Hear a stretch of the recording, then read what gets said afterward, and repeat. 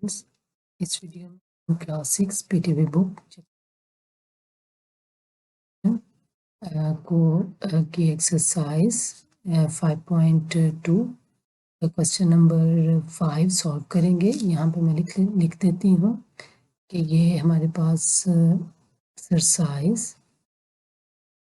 Exercise 5.2 है और उसका हम क्वेश्चन नंबर 5 सॉल्व करेंगे।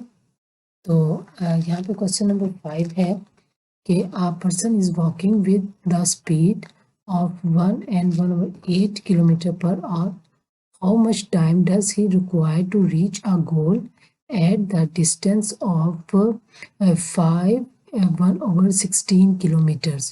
तो उन्होंने हमें जो डाटा दिया हुआ वो ये है कि एक पर्सन है जो कि स्पीड ऑफ इतने किलोमीटर इस स्पीड के साथ वो जो है मूव कर रहा है। तो उन्होंने कहा कि हाउ मच टाइम, उसको कितना टाइम रिक्वायर्ड होगा कि वो अपने गोल को यानी कि इतने kilometre to reach a goal at the distance of, यानी कि इतना डिस्टेंस कवर करने के लिए 5/16 किलोमीटर का डिस्टेंस कवर करने के लिए उसको कितना टाइम रिक्वायर्ड है।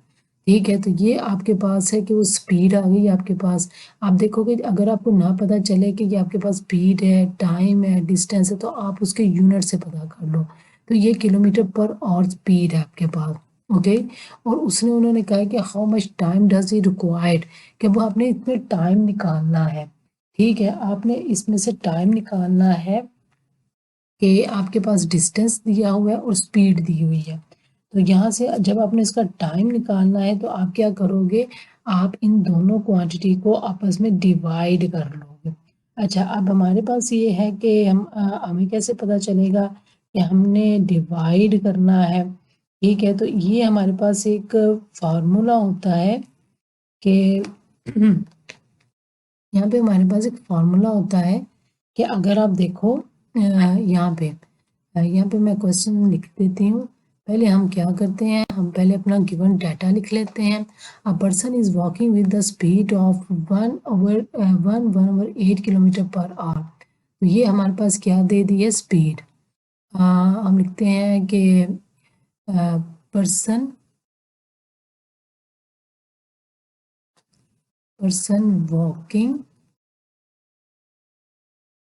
वॉकिंग विद स्पीड से वो वॉक कर रहा है, वो हम स्पीड दे देते हैं उसको हम, ये हमारे पास किलोमीटर पर आवर। ओके, इसको हम ऐसे भी लिख सकते हैं। उसके बाद हमारे पास नेक्स्ट क्या है कि how much time does he require to reach a goal at the distance. तो हमें डिस्टेंस दिया हुआ है। ठीक है, हम डिस्टेंस लिख लेते हैं। इधर हम थोड़ा सा इसको और ज़्यादा डिटेल फॉर्म में लिख लेते हैं कि टाइम रिक्वायर्ड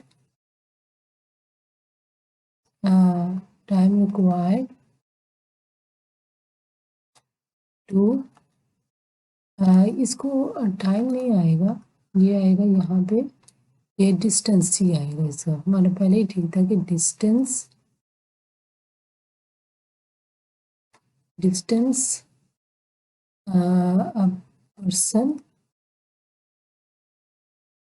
शुड कवर, कि जो उसको डिस्टेंस कवर करना है तो वो हम यहाँ पे लिख देते हैं। डिस्टेंस कितना है, 1/16 किलोमीटर। ओके, अब यहाँ पे देखो उन्होंने आपको क्या कहा है, अब हमें रिक्वायर्ड क्या है, कि time required to cover distance, हमें ये नहीं पता अब। ठीक है, तो यहाँ पे हम क्वेश्चन मार्क दे देते हैं। अब हम क्या करेंगे, हम इसको सॉल्व करेंगे। तो हमें पता है कि वी नो दैट, कि आपके पास स्पीड का क्या फॉर्मूला होता है, आपके पास फॉर्मूला होता है, अगर आप स्पीड का एक फार्मूला देखो तो आपके पास होता है distance distance over time. Okay, ये आपके पास स्पीड का फॉर्मूला होता है। अब यहाँ पे आपके पास टाइम नहीं है तो आप क्या करोगे, आप इधर इधर इधर यहाँ पे आप क्या करोगे, आप क्रॉस मल्टीप्लाई करोगे। ठीक है, आप इधर क्रॉस मल्टीप्लाई करोगे तो इससे क्या हो जाएगा कि आपका जो टाइम है वो यहाँ पे आ जाएगा। ओके, यहाँ पे टाइम आ जाएगा और ये स्पीड यहाँ पे आ जाएगी नीचे, तो ये ऊपर डिस्टेंस आ जाएगा। ओके, और नीचे आपकी स्पीड आ जाएगी। और अब आपने क्या करना, अब आपने ओके, ये हम फॉर्मूला सामने रहते हैं। अब चूंकि हमें टाइम का नहीं पता है तो हमारे पास हमें डिस्टेंस का पता है। ये डिस्टेंस हमारे पास क्या था, डिस्टेंस हमारे पास है, यहाँ पे हम लिख लेते हैं 5 1/16 डिवाइडेड, या इसको हम इस तरह भी कर सकते हैं कि 5 1/16 डिवाइडेड बाय, और आपके पास स्पीड क्या है, स्पीड है हमारे पास 1/8। ओके, अच्छा अब आपने क्या करना है, इनके यूनिट्स लाजमी साथ लिखने हैं। तो लेकिन हम क्या करते हैं कि टाइम का यूनिट क्या होगा, और ओके, हमें हमें क्वेश्चन में जो यूनिट्स हो हमने उनका ध्यान रखना है। यहाँ पे बात कर रहे हैं और की, ओके, और किलोमीटर है तो हमने टाइम किस में बताना, और में बताना। अगर वो सेकंड में या मिनट में बात करते फिर हम उनको टाइम को सेकंड और मिनट में देते। तो पहले हम क्या करेंगे, हम अपनी जो मिक्स फ्रैक्शन है उसको हम रिजॉल्व कर लेंगे, उसको हम सॉल्व कर लेंगे। तो मिक्स फ्रैक्शन क्या है कि जब आपने 16 को 5 से मल्टीप्लाई किया, 16 5 ज़ार 80, और ये आपके पास आ गया 81, और 16 डिवाइडेड बाय 8 1 ज़ार 8 और 9/8। ओके, अब हमें पता है कि जब हमारे पास दो फ्रैक्शंस आपस में डिवाइड हो रही हों तो हम उनको इस तरह भी लिख सकते हैं। ओके, मल्टीप्लाई का साइन डाल के जो नीचे वाली फ्रैक्शन डिनोमिनेटर न्यूमेरिकल वैल्यू ऊपर आ जाएगी, और जो ऊपर वाली न्यूमेरिकल वैल्यू वो नीचे आ जाएगी। अब आप क्या करो, अब आप इसको कैंसिल कर दो। 9 1 ज़ार 9, 9 9 ज़ार 81, ओके, और 8 1 ज़ार 8, 8 2 ज़ार 16। तो ये आपके पास क्या आ गया, 9/2। अब आपने मज़ीद इसको अगर दोबारा मिक्स फ्रैक्शन में लेकर जाना है तो आप इसको 4 ज़ार 8 और 1, तो इसको लिखने का तरीका 1 ऊपर फिर 2 और फिर 4, तो ये हमारे पास आ जाएगा 1 2 और 4। इसका मतलब ये है कि उसको जो उसने डिस्टेंस कवर करना था, इसका मतलब ये है कि उसको ये जो डिस्टेंस 5 और 1/16 किलोमीटर का डिस्टेंस कितने टाइम में उसको उसने कवर करना है, 4 1.5 टाइम में उसने डिस्टेंस कवर करना है। ठीक है, तो आपने क्या करना, आपने फार्मूला लाजमी याद रखना कि जो ये आपके पास फार्मूला है ना स्पीड और टाइम का, ये वाला formula, we know that speed आपके पास ये होती है। ठीक है, तो ये आपने इसको मैं मज़ीद थोड़ा सा साफ करके क्लियर करके हाईलाइट करके लिख देती हूँ कि आपने इस क्वेश्चन में जो आपको फार्मूला चाहिए वो आपके पास है speed. Okay, speed is equal to distance over time. ठीक है, तो चूंकि हमें टाइम का नहीं पता था तो लिहाजा हमने टाइम इधर ले गए और डिस्टेंस को और स्पीड को हम इधर ले गए क्रॉस मल्टीप्लाई से। तो वो हमारे पास ये फार्मूला भी यहाँ पे मैं क्लियर करके लिख देती हूँ क्योंकि इस क्वेश्चन में सबसे मेन चीज़ है इस फार्मूले का पता होना। ओके, तो जब आपने यहाँ पे इधर क्रॉस मल्टीप्लाई किया, इधर हम इसके नीचे 1 कंसिडर कर लेते हैं और इसको इधर मल्टीप्लाई किया, तो आपका फार्मूला बन गया, टाइम आपका यहाँ पे आ गया। ठीक है, और डिस्टेंस आपका यहाँ पे आ गया और इसके नीचे आपका स्पीड आ गया। ठीक है, और इस क्वेश्चन में सबसे ज़्यादा ये फार्मूला इंपॉर्टेंट है। अगर आपको फार्मूला पता है तो आप ये क्वेश्चन बहुत इजीली सॉल्व कर लेंगे। हमें वैल्यूज़ देके हमने क्वेश्चन देखा, अपने रिक्वायर्ड सारी चीज़ें लिखी और उसके बाद हमें जो था हमने उसके हिसाब से अपना फार्मूला डिज़ाइन कर लिया। अब यहाँ पे हमारे पास नेक्स्ट क्वेश्चन है, क्वेश्चन नंबर 6 है। तो क्वेश्चन नंबर 6 में हम यहाँ पे लिख लेते हैं, हमारे पास क्वेश्चन नंबर 6 है। क्वेश्चन नंबर 6 में the rate of a piece of gift paper is ₹0.40 per paper. ठीक है, यानी कि एक पेपर का 0.40 रेट है, रुपीज़ है।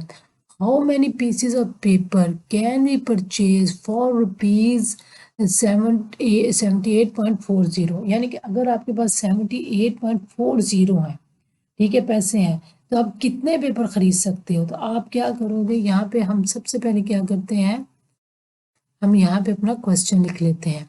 तो क्वेश्चन जो हमें पहले वैल्यूज गिवन है, पहले हम वो लिख लेते हैं। The rate of peace of gift paper. अच्छा, हम यहाँ पे लिख लेते हैं the rate of peace of gift paper. Okay, rate of paper हमारे पास कितने रुपीज़ हैं, 0। और ओके, ये हमारे पास, हम इधर रुपीज़ लिख लेते हैं। ठीक है, या शुरू में लिख लें आप। अच्छा, how many pieces of paper can we purchase for rupees. अब हमें क्या है कि हमारे पास टोटल रुपीज़ कितने हैं, टोटल हमारे पास, हम इधर लिख लेते हैं टोटल रुपीज़, सॉरी, यहाँ पे हम लिख लेते हैं टोटल रुपीज़। ओके, ना how many can purchase for, okay, total rupees हम लिख लेते हैं, हमारे पास कितने हैं, 78.40, इतने रुपीज़ हमारे पास टोटल है। और नंबर ऑफ पेपर्स, नंबर, हमें जो परचेज करना, जो हमें मालूम करना है, वो क्या है, number of papers, number of papers to purchase. Okay, ये जो हमें पेपर ख़रीदने हैं, तो हमें वो नहीं पता है, तो वो हम क्या करते हैं, हम यहाँ पे लिख लेते हैं। हमें वो अननोन है, तो हम क्वेश्चन मार्क डाल देते हैं।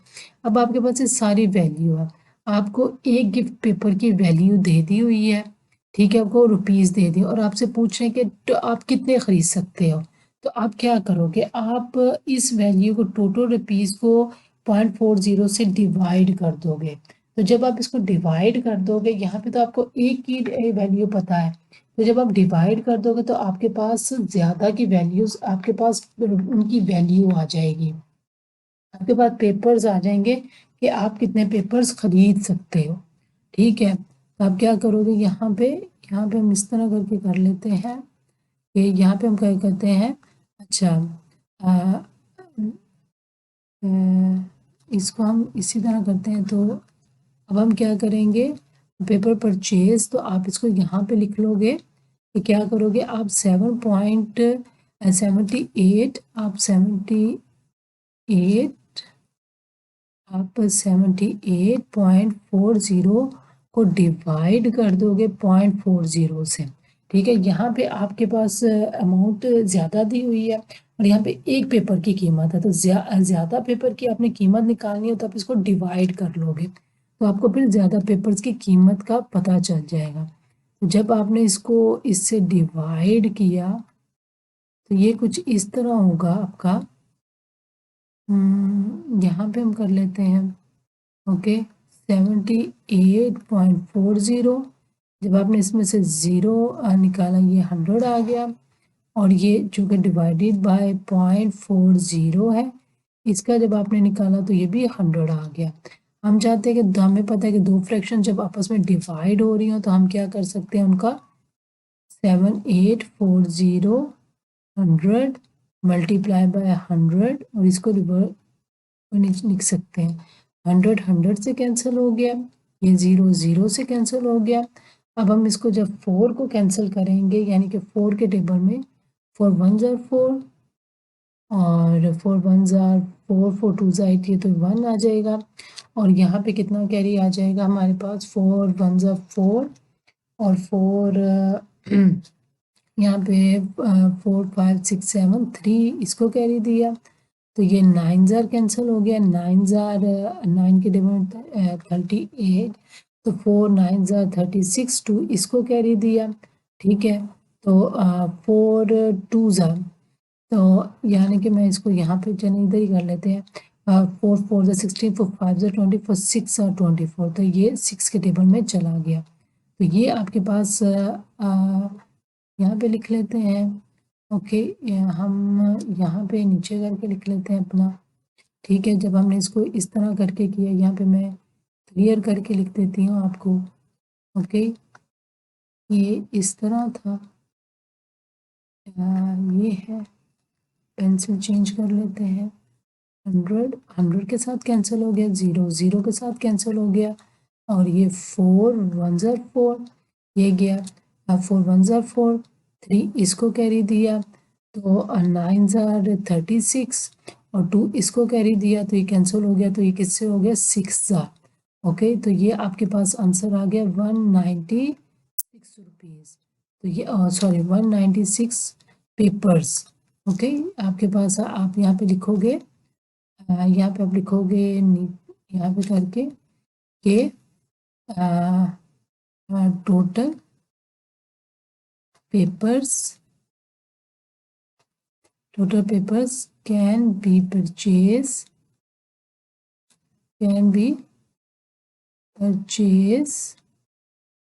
Is equal to 196। तो ये आपका आंसर आ जाएगा इस क्वेश्चन का कि 196 टोटल पेपर जो है वो आपके परचेज होंगे।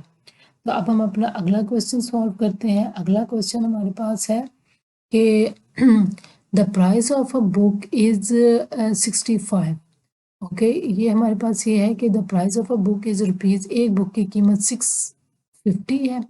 2 फ्रेंड्स हैव रुपीज़, अब 2 दोस्तों के पास, एक के पास 325 है और दूसरे के पास 296 है। ठीक है, respectively find how much more money the 2 friends need to buy the book. अब आप बता, वो पूछ रहे हैं कि और कितने पैसे उनको चाहिए, मज़ीद उनको कितने पैसे चाहिए बुक खरीदने के। तो सबसे पहले हम क्या करते हैं, हम जो हमें पहले डाटा गिवन है, हमें जो डाटा गिवन है हम वो पहले लिख लेते हैं कि हमें डाटा क्या गिवन है। तो हम लिखते हैं the total price of book is equal to ₹650। अच्छा, 2 फ्रेंड्स हैव रुपीज़, अच्छा 2 फ्रेंड्स, हम इस तरह कर लेते, 2 फ्रेंड्स हम इस तरह लिख लेते कि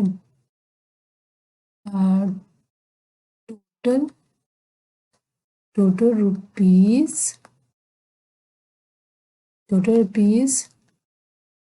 2 फ्रेंड्स हैव, कि जो टोटल रुपीज़ हम नीचे करके लिख लेते कि टोटल रुपीज़ उनके पास कितने हैं। एक फ्रेंड के पास है 325 और प्लस, क्योंकि ये बीच में एंड है तो एंड का मतलब होता है ऐड करना, प्लस करना, यानी कि 2 फ्रेंड्स हैव रुपीज़ 325 एंड और ये, यानी कि एक के पास ये और, यानी कि और प्लस करेंगे, प्लस ₹296। तो एंड का मतलब प्लस करना होता है कि आपने टोटल रुपीज़ देखे कि एक के पास 325 है तो 295, तो टोटल दोनों के पास कितने रुपीज़ हैं हम वो देख लेते हैं। ठीक है, तो यहाँ पे आप 325 296 आप ऐड करोगे और 9 10 11 12 1 3 1 4 5 6, तो 621 रुपीज़। यहाँ पे हम लिख लेते 621 रुपीज़ जो है आपके फ्रेंड, उन दोनों के पास टोटल रुपीज़ 621 है। ओके, अब ये हमारे पास ये हमें गिवन है, ये चीज़ें सारी हमें गिवन है, हम क्वेश्चन सामने रख लेते हैं। अब उन्होंने हमें पूछा क्या, find how much more money. अच्छा, हमें पता चला मोर मनी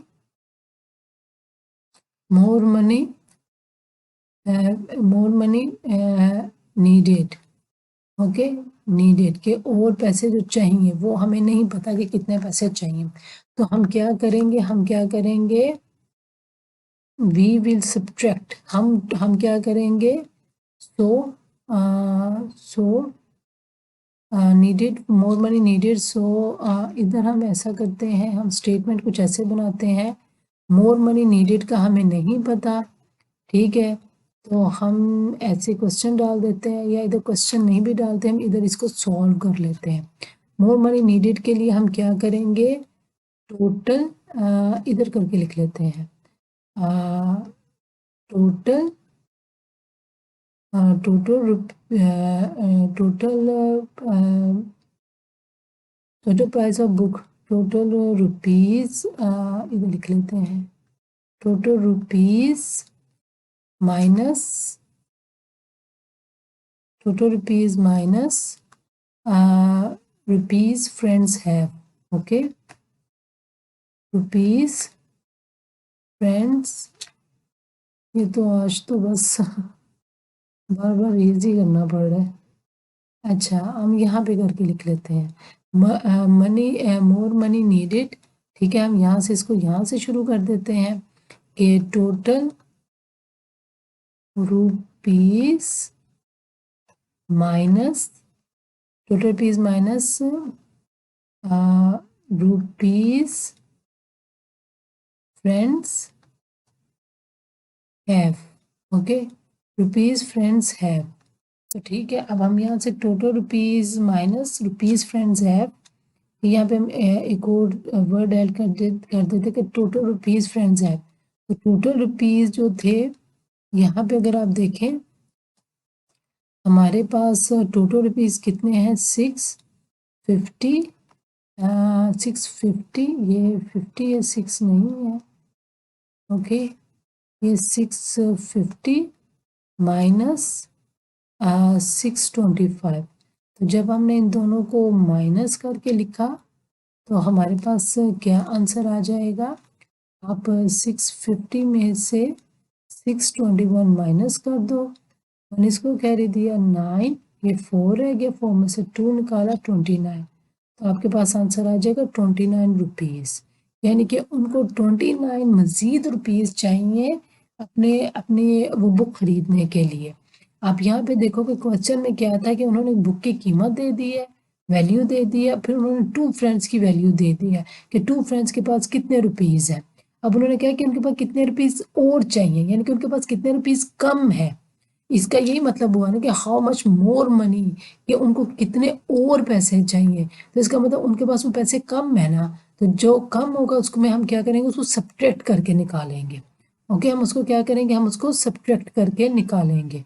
अब हम अपना, अच्छा ओके, अब हम क्या करते हैं, हम अपना क्वेश्चन नंबर 8 देखते हैं। 8 क्वेश्चन में क्या है हमारे पास कि Babar is paying guest in a house where he shares all utility bills equal with the landlord. What amount will Babar pay if electricity bill is rupees 1240, sui gas bill is rupees 435 and water bill is rupees 278? उन्होंने कहा है कि जो बाबर है वो एक is a paying guest, वो एक हाउस में कहीं पे रह रहा है पेइंग गेस्ट के तौर पे, ठीक है, वहाँ पे उसको ना उस घर के कुछ अखराजात देने पड़ रहे हैं, जिसमें इलेक्ट्रिसिटी बिल दे रहा है 1240.50, सुई गैस बिल दे रहा है 435.60 एंड वाटर बिल दे रहा है ₹278। तो उन्होंने कहा है कि what amount will Babar pay if electricity bill, यानी कि अगर इलेक्ट्रिसिटी बिल का, सॉरी उसने कहा कि अगर इलेक्ट्रिसिटी बिल इतना इतना इतना है तो बाबर को कितने पैसे देने होंगे। तो हम क्या करेंगे इसको, ये बहुत इजी क्वेश्चन है, ठीक है, थोड़ा सा इन्होंने थोड़ा सा ट्रिकी बनाया हुआ है। तो हम पहले लिखेंगे हमारे पास गिवन क्या है, कि हमारे पास गिवन है कि इलेक्ट्रिसिटी बिल है हमारे पास, ओके, वो कितना है ₹1240.50।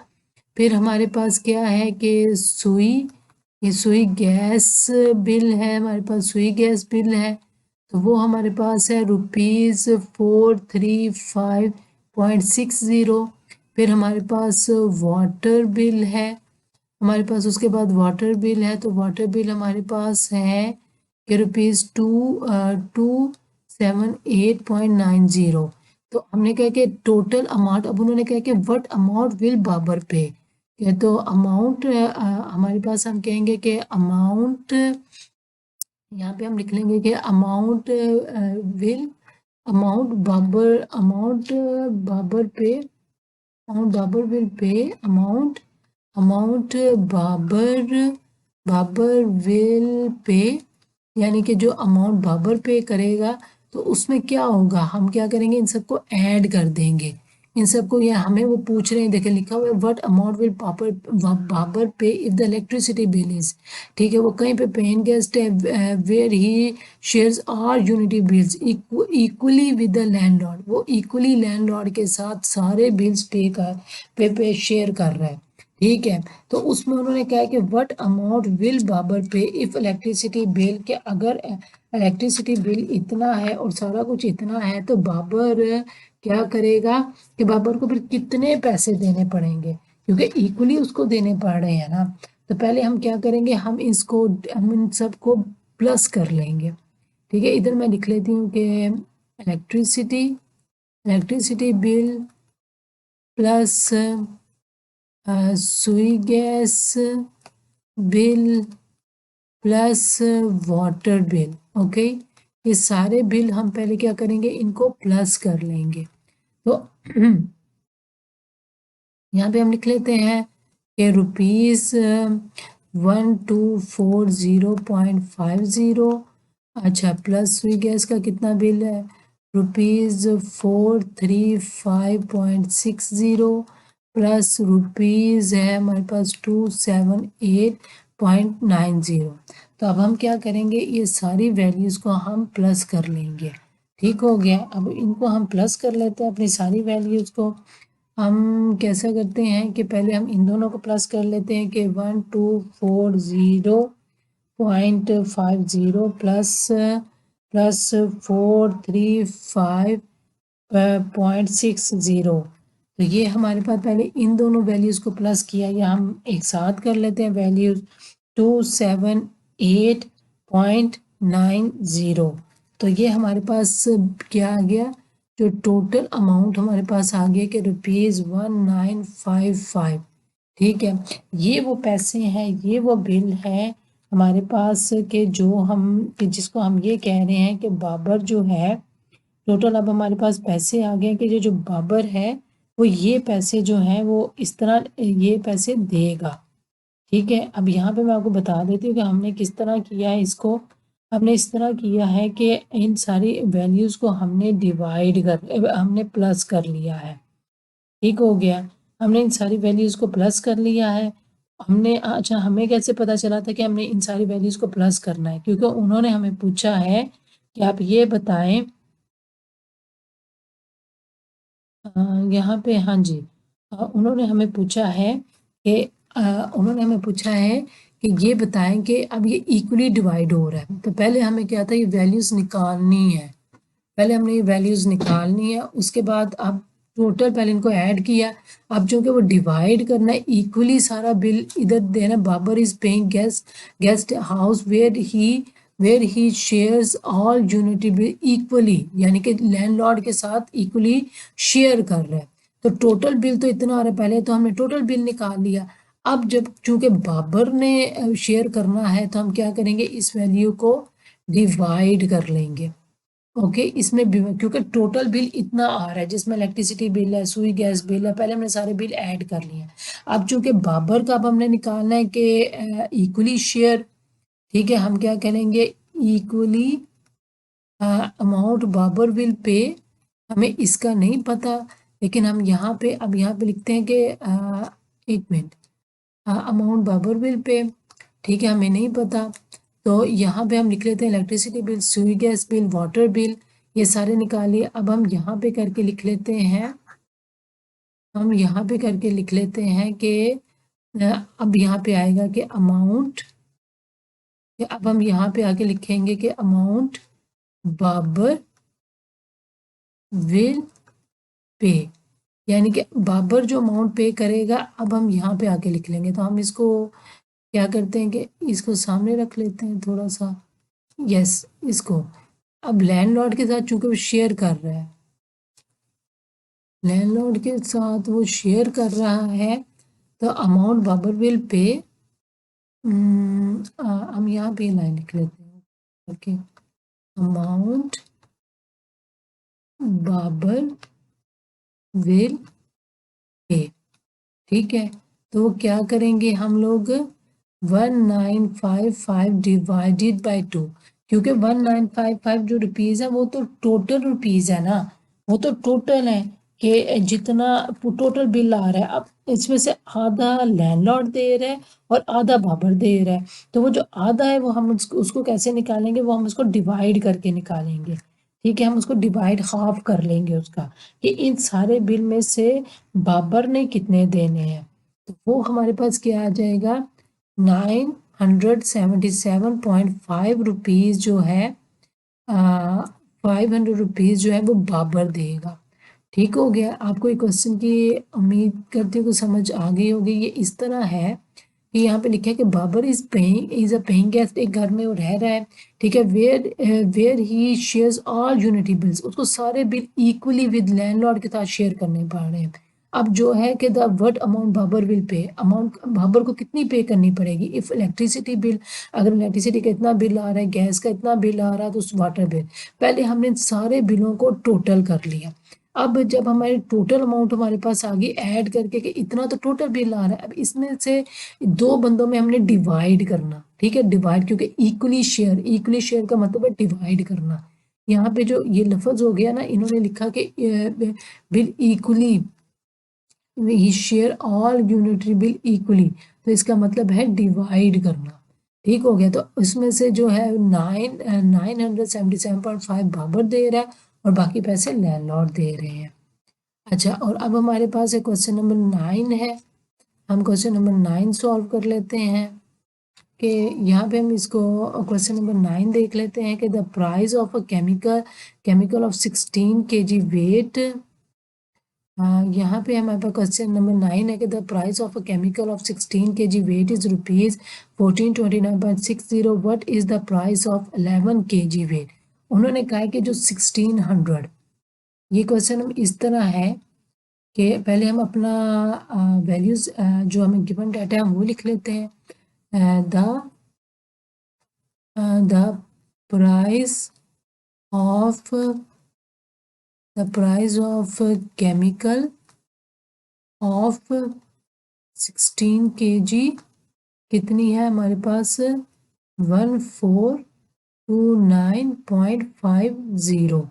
ठीक हो गया। अब हम अभी ये हमारे पास 16 kg की केमिकल की प्राइस है, ठीक है। अब हमें क्या, हमने 1 kg की निकालनी है, तो हम क्या करेंगे, the price of 1 kg chemical, ठीक है। तो उसमें हम क्या करेंगे, हम इसको डिवाइड कर लेंगे, क्योंकि हमें यहाँ पे हमें ज़्यादा केजी की प्राइस दी हुई है।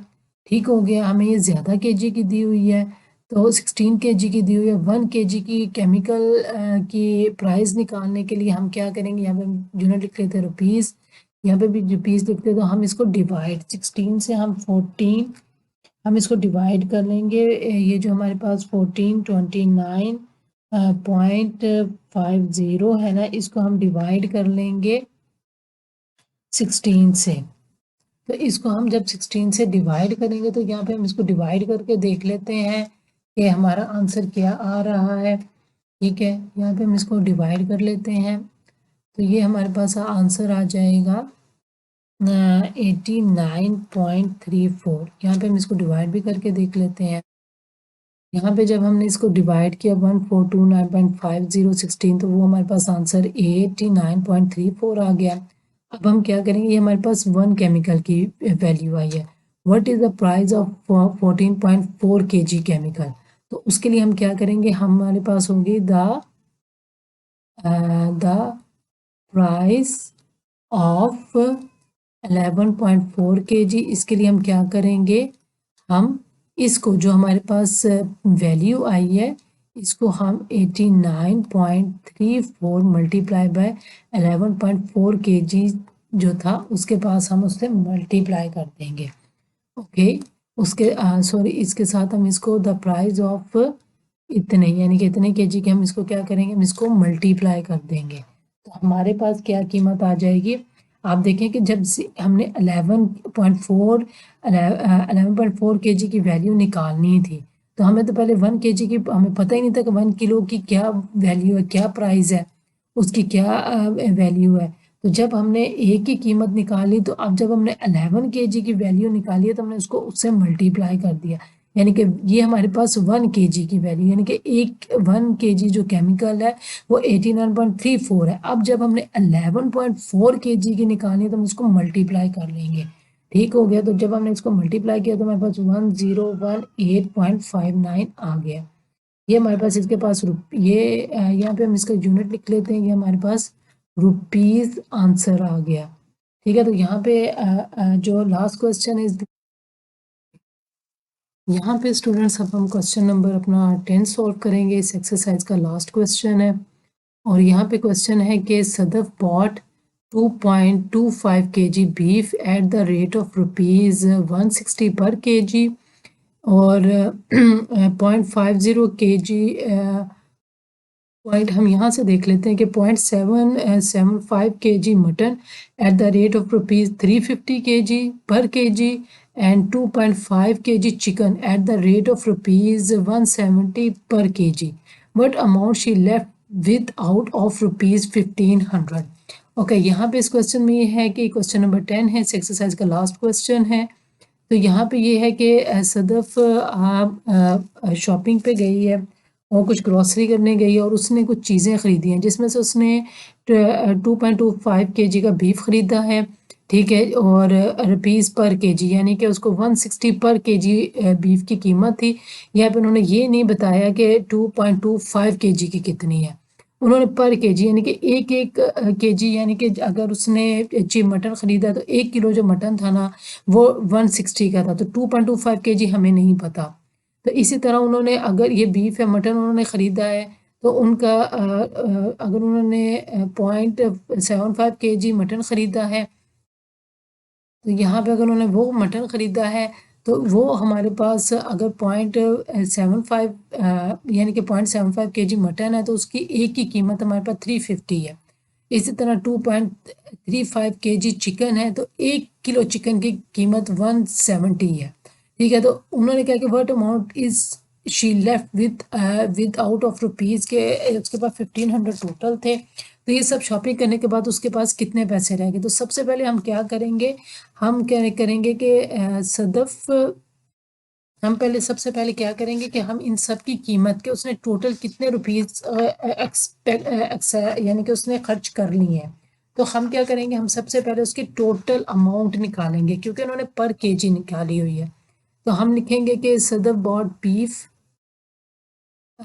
सदफ इधर हम लिख लेते हैं कि टोटल, ठीक है, हम लिखेंगे कि total total rupees, total rupees या टोटल रेट ऑफ, हम रेट ठीक लफ्ज रहेगा, हम rate total rate of beef. आपके पास आप देखें कि यहाँ पे जो बीफ की कीमत है ये 1 किलो कीमत दी हुई है, 2.25 केजी की नहीं है। तो हम क्या करेंगे, 2.25 केजी को 160 से मल्टीप्लाई कर लेंगे तो हमारे पास उसकी वैल्यू आ जाएगी। ओके, तो जब हमने इसको 2.25 केजी को मल्टीप्लाई किया हमने इसके तो 160 साथ, तो हमारे पास वैल्यू आ गई 360 रुपीज़। ओके, अब 360 आ गई। उसके बाद अब यहाँ पे क्या है कि यहाँ पे हम देख लेते हैं कि total total rate of mutton. इसी तरह आप देखो कि आपके पास मटन 1 किलो मटन की कीमत है जबकि 0.57 की मटन की कीमत नहीं है। तो हम क्या करेंगे, हम इसको इससे मल्टीप्लाई कर लेंगे। ठीक है, तो आप यहाँ पे देखो कि जब आपने इसको मल्टीप्लाई किया तो आपके पास आ गया 262.5 रुपीज़। अब हमने निकालना है कि टोटल रेट ऑफ चिकन, यानी कि चिकन का टोटल रेट कितना, ये हमें हमारे पास पर केजी दिया हुआ। तो चिकन का जब हमने टोटल रेट निकाला, चिकन हमारे पास कितना था, यहाँ पे हम देख लेते हैं किचन है, चिकन हमारे पास, इसको हम को इस तरह कर लेते हैं। यहाँ पे भी है इधर, हाँ यहाँ पे, तो यहाँ पे चिकन हमारे पास है 2.35 मल्टीप्लाई बाय 170, ओके, रुपीज़। तो ये जब हमारे पास टोटल, अब हम अभी इस वक्त क्या कर रहे हैं, हमें जो क्वेश्चन में वैल्यूज दी हैं वो पर केजी के हिसाब से देंगे, यानी कि 1 किलो चिकन इतने का है, लेकिन 2 पॉइंट यानी कि 2.5 किलो, अगर उसने 2.25 किलो या हमने 3.25 किलो चिकन खरीदा तो हमें नहीं पता कि उसने 2.5 किलो चिकन कितने का खरीदा। तो ये वो टोटल वैल्यूज आ गई कि टोटल बीफ जो यहाँ पे 160 का 1 किलो बीफ की वैल्यू थी, जितना उसने 2.25 यानी कि 2.25 किलो अगर उसने खरीदा तो 360 वैल्यू आ गई। और मटन की टोटल रुपीज़ उसके 262.5 यानी कि 262.5 रुपीज़ उसके मटन, और चिकन उसका 399.5 का उसने चिकन खरीदा। अब हम यहाँ पे निकाल लेते हैं कि टोटल अमाउंट स्पेंड बाय, यहाँ पे हम निकलते हैं टोटल अमाउंट स्पेंड, यानी कि टोटल पैसे जितने, टोटल अमाउंट स्पेंड बाय हर के टोटल अमाउंट कितने हैं, तो हम क्या करेंगे, इन सबको ऐड कर लेंगे, ठीक है। 360 प्लस 262.5 प्लस 399.5, ठीक है, इन सबको हमने ऐड कर लिया। तो इसके शुरू में आप रुपीज़ लिखते हैं कि सारे रुपीज़ हैं, कि इनको जब हमने ऐड कर लिया, यहाँ पे क्या क्या, जब हम इन सबको ऐड कर लेंगे तो ये टोटल अमाउंट आ जाएगी कि उसने टोटल अमाउंट कितनी खर्च की है। तो टोटल उसके 1,200 रुपीज़ उसके, यानी कि 1,200 उसके रुपीज़ खर्च हो चुके हैं। अब हमने कहना है कि उसने कहा कि कितना लेफ्ट है। अब यहाँ पे अगर आप क्वेश्चन देखो तो आपके पास है कि what amount is she left, तो लेफ्ट विदाउट ऑफ रुपीज़, यानी कि 1500 में से कितनी रह गई है, लेफ्ट है। तो जब लेफ्ट का लफ्ज आ रहा तो हमने क्या करना कि माइनस कर देना टोटल अमाउंट, लेफ्ट। तो इसमें हम क्या करेंगे कि टोटल रुपीज़, यहाँ पे हम इसको नीचे करके लिख लेते हैं, यहाँ पे हम करके लिख लेते हैं, यहाँ पे लिख लेते हैं कि टोटल अमाउंट माइनस, यानी कि टोटल रुपीज़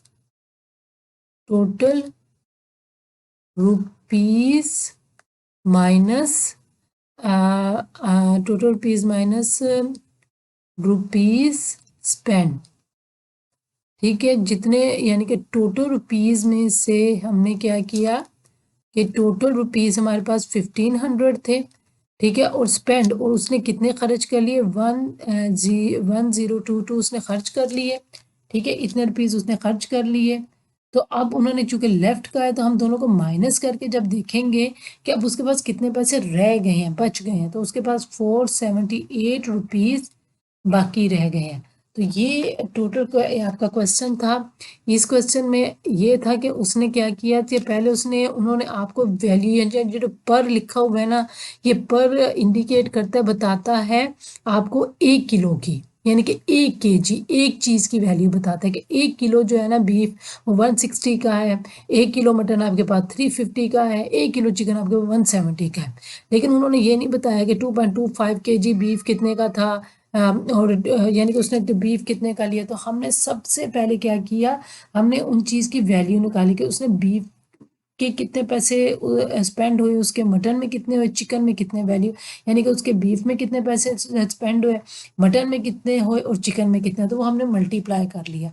एंड पे फिर हमने टोटल अमाउंट को ऐड कर लिया कि कितने उसने टोटल उसने स्पेंड कर ली, कितने खर्च चुकी है, और बाकी जब उन्हें लेफ्ट कहा था तो फिर हमने जो हमारे पास टोटल अमाउंट थी उसमें से हमने माइनस कर दिया। तो यहाँ पे आपकी एक्सरसाइज 5.2 ख़त्म होती है, और ये उसका लास्ट क्वेश्चन था 5.2 एक्सरसाइज का। तो अब हम नेक्स्ट में अपनी नेक्स्ट एक्सरसाइज है हमारे पास, रिव्यू एक्सरसाइज है, नेक्स्ट वीडियो में उसको सॉल्व करेंगे। So till then, Allah Hafiz, see you in the next video.